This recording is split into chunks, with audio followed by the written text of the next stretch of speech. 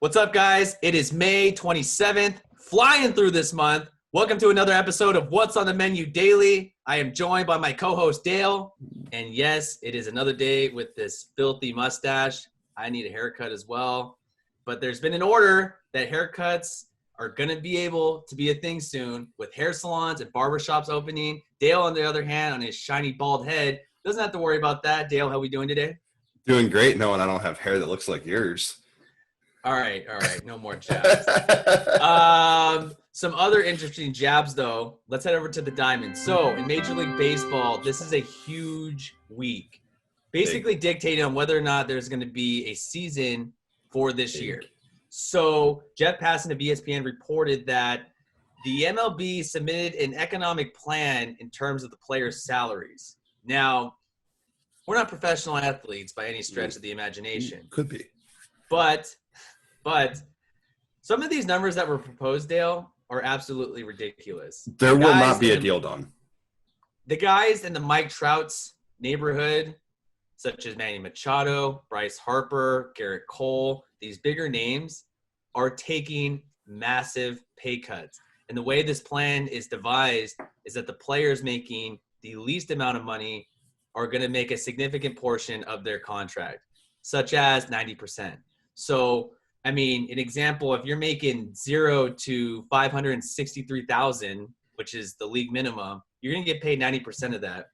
If you're making 20 million and one and anything north of that, you only make 20%. Do you agree with this? Yes, but there's never going to be a deal done with these numbers. No.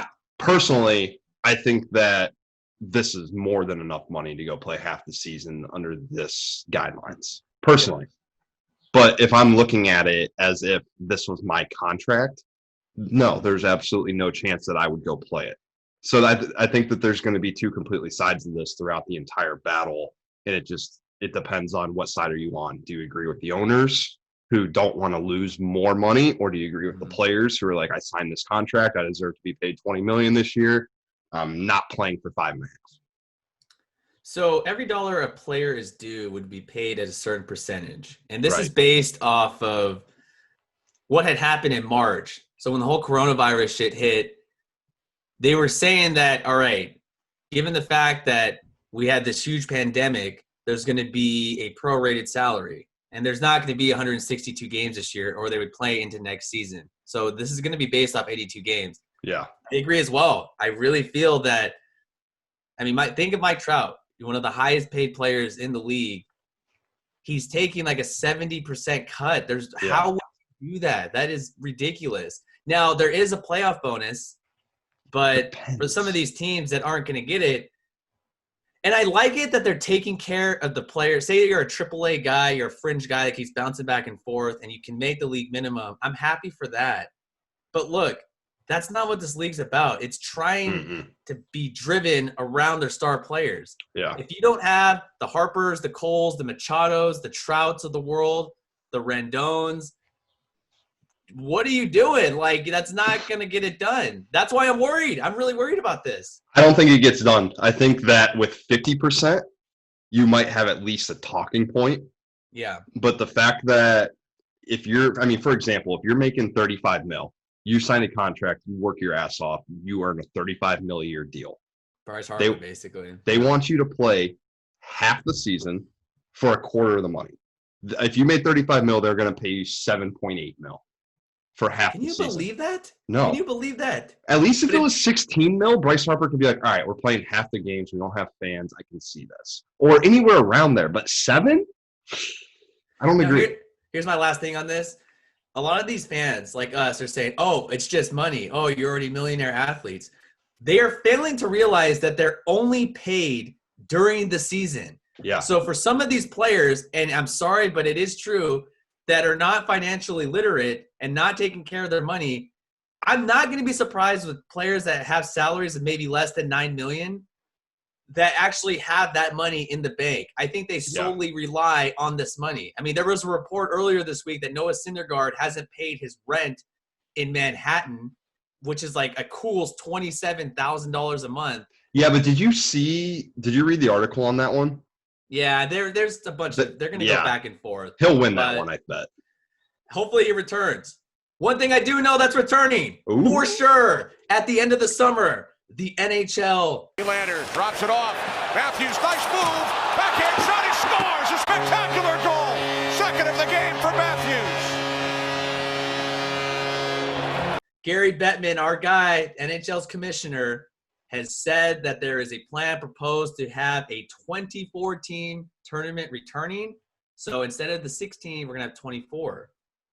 I think the NBA needs to copy it. What do you think? So we talked about the NBA's side of this in our podcast. If you haven't listened to it, episode 1 is out now. But the NHL is literally modeling what we talked about. We talked about how we don't get the Cavs ready, for example, to go play because it's pointless. That's pretty much what the NHL is saying. If you don't have a chance to make the playoffs here, or if you're significantly below 500, you're done. Just stay home, get ready for the draft. But the other 24 teams, what are they doing? Top 4 in each division is going to get a bye. Well, I know. So we know this for sure. Yes, you made a great point. So the teams like the Buffalo Sabres and the Detroit Red Wings, and basically all the California teams, the Kings, the Sharks, and my Ducks are all out of contention. So right now, I mean, based off points percentage, if you look at the East, you got Boston, Tampa Bay, Washington, and Philadelphia. In the West, you have St. Louis, Colorado, Vegas, and the Dallas Stars. So I like this idea. I really do. One, even if there's no fans, I'm excited to watch this. Here's another thing, though. Okay, so Bettman's proposing the cities. Now, I don't know if they're going to do like a campus style that's proposed for the NBA, but here are the cities. But a great day for hockey, there's no doubt about it. Chicago, your Columbus, city of Columbus, That's Dallas, Edmonton, Las Vegas, LA, Minneapolis, Pittsburgh, Toronto, and Vancouver. Out of those cities, which one would you choose? Dude, you're going to laugh at me, but I'm telling you, Columbus, go there. You're such a fucking homer. No, there is a reason that Columbus, Ohio is now ranked one of the top cities in America for people our age to live. Dude, it's a blast. I'm telling you. Nationwide Arena is cool. You're only saying that because the Buckeyes play there, and 2, you're from Ohio. If you were from Chicago, I'm pretty sure you would want to play at the United Center. Oh, probably. But listen to this. This is another reasoning. So I don't think the NHL is going to do Vancouver or anything like that because getting all the teams to a different country just doesn't make sense. If they do campus style, I think that makes no sense. Well, that's I think Vegas and LA is too dangerous because there's just too much going on. There's too much to do. Trouble will be made. I wouldn't mind the playoffs at the Staples Center. Going LA Live. It's about 120 miles north of us. Yeah, I don't think anybody would mind that. But as the league is concerned, they want health and safety. Yes. So I think they're going to avoid the Vegas, the LAs, the Chicagos, the New Yorks. I wouldn't don't be surprised if Columbus is not one of their top choices. They have plenty of venues to put ice arenas at. They have great hotels everywhere. It's a cool, clean city. I like that. I want to take your word. Even though you're a giant fucking homer and always defend the state of Ohio, it's okay. I like it. Ohio against the world, baby. Let's go. I like it. I do agree in terms of the travel ban and the quarantine rules with our neighbors up north. Places in Canada is not going to work. LA, way too big. Again, this boils down back to safety because Bettman did say that he wants to keep this on track in terms of keeping the NHL draft in order and then proceeding into training camp and starting the 2020-2021 season on time. But Will, it's Wednesday. You know what that means. I'm back, fuckers. Daddy Gage is back.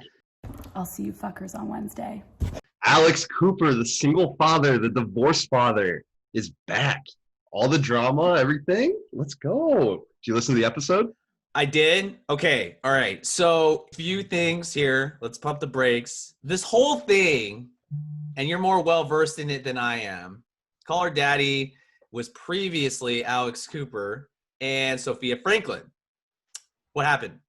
Sophia decided that she was better than Call Her Daddy. She got a boyfriend, Peter Nelson, and he's like an HBO executive. Suit Man is what they call him. Yep. Suit Man tried to take Call Her Daddy and tell them that, hey, listen, Barstool's pretty much fucking you guys. Like, they're not paying you enough. Industry standard contract is nowhere like near what you guys are getting.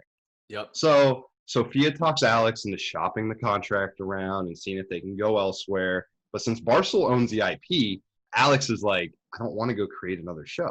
Alex created Call Her Daddy start to finish, right? She had all the conversations with Dave. She was her show to begin with. All the editing. She did all the legwork. She pitched it. She did the editing. She reached out to Sophia. She provided all the content. Yep. For those of you that don't know, there's a lot of behind the scenes stuff that goes into media. And for instance, editing is a son of a bitch. So a lot. I'm on Team Alex. See you fuckers on Wednesday.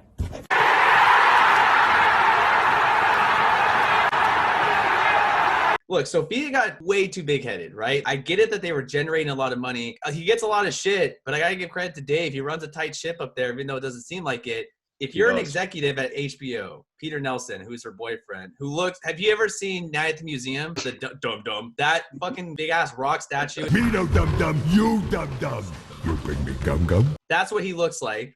Second, Scooter Braun is now involved in this. Industry titan. Have you seen Scooter's client list, though? Welcome to the good life. Is a guy named Kanye, I think? Dude, Kanye, Bieber, Grande, Zach Brown Band.